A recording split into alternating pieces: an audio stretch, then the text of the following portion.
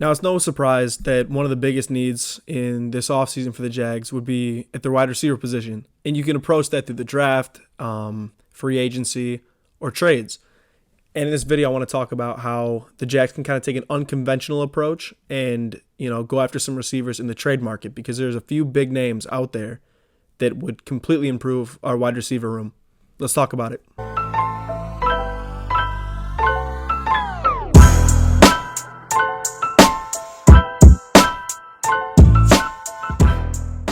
First, we got Calvin Ridley, receiver of the Atlanta Falcons.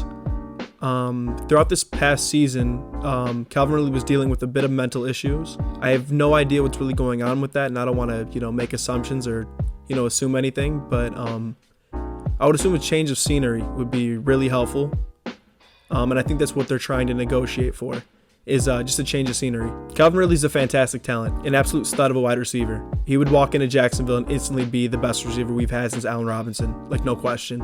He brings versatility. He's quick. He's great after the catch. He's shifty. Struggled with a little bit of drops last season, but I'm not going to really take away too much from this past season. I know he was struggling with a few things. But overall, an absolute monster.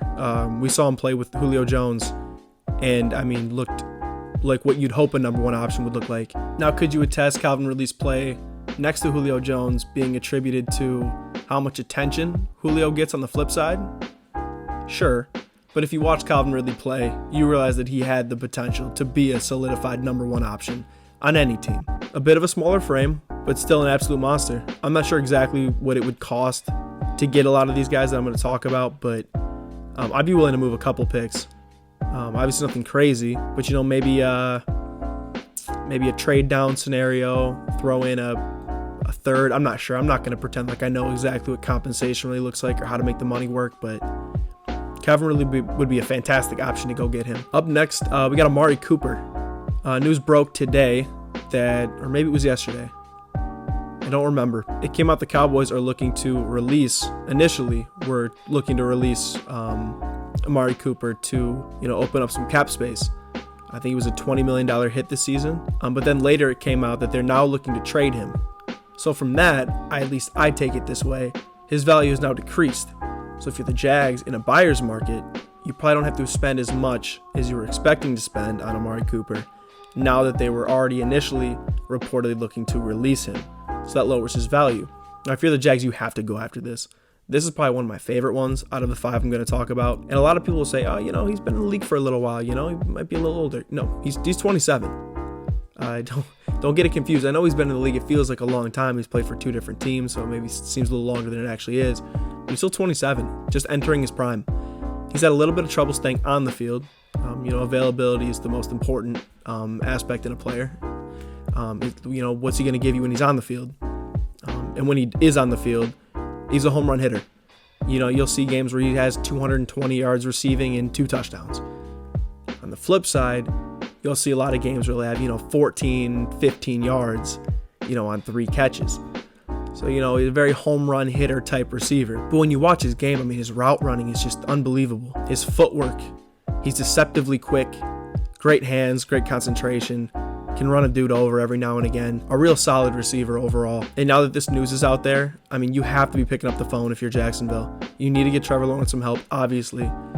And Amari Cooper, I think, is a perfect option to pair along with Trevor Lawrence. Up next, I'm not going to talk about this one for too long because I don't think it's a real possibility.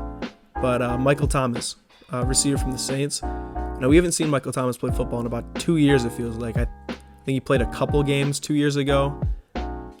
Or maybe it was a couple games. Yeah, it was a couple games 2 years ago. And then none this past season. So, there's a little bit of concern there.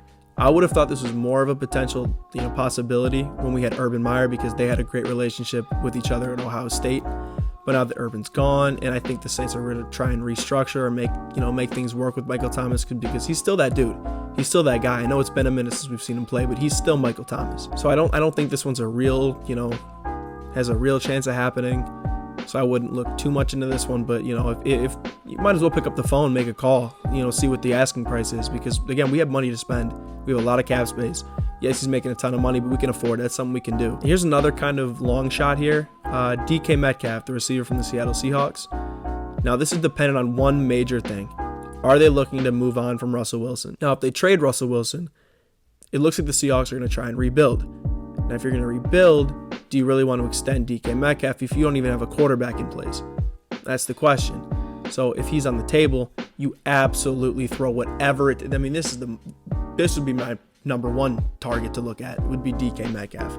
If you're the Jags, you pick up the phone and you ask, you try and see what they're looking for, try and make it work. And as soon as Russell Wilson's gone, you make a move for that. You don't see a guy of that frame. I mean, 6'4", runs a 4.3 something ridiculous. I mean, he's an absolute freak of nature. You get Trevor Lawrence a target with that type of catch radius, the sky is the absolute limit with that one. In the red zone, I mean, good luck. Good luck stopping that. So yeah, if you can make DK Metcalf work, I'll say it, I'm willing to move off that number 1 pick for DK. Convince me otherwise. I don't care if we have to pay him. I mean, he is a talent worth taking at number 1 in this draft class. No, I'm not saying it's a bad draft class. It's a very deep draft class. But the top of the board, it's not really what we're used to seeing. So if we can move off from that pick and move that to Seattle for DK, I think we come out as a complete winners in that situation. So yeah, if we can land DK, I mean, yeah, that'd be dope. I'll buy my jersey tomorrow. 5th one we got is Brandon Cooks.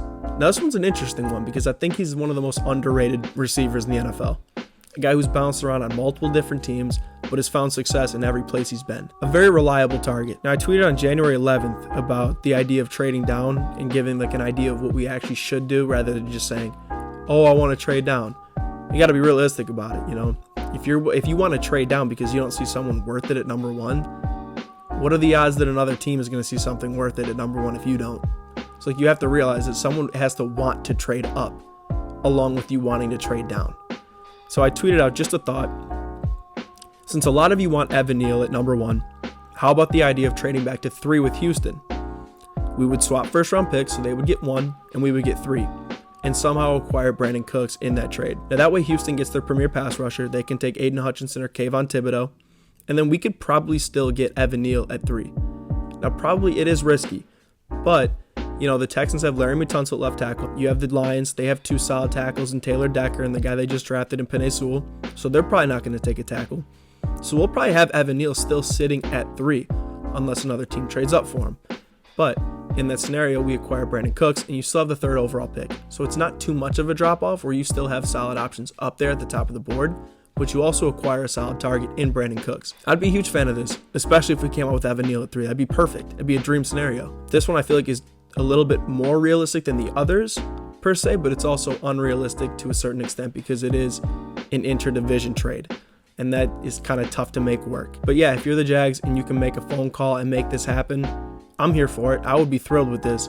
I got a lot of love from that tweet saying people agreed and people wanted that to happen. And these are just 5 examples of receivers we can target in the trade market this offseason. But there's also a lot of other ways to pick up receivers this offseason besides through trade and having to give up assets. You can go in free agency and go get a guy like Chris Godwin, Michael Gallup, Mike Williams from the Chargers. There's a lot of good options out there in free agency.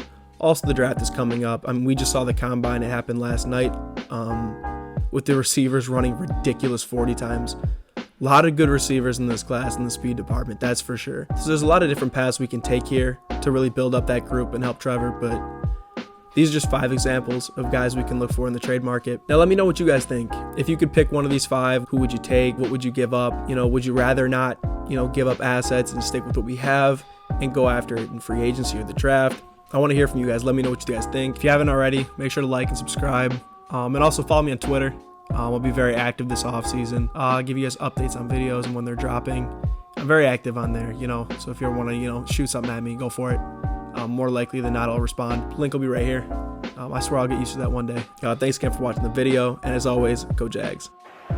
There's DK Metcalf doing his little Odell Beckham simulation, but vertical speed. I mean, look how high above the crossbar he is.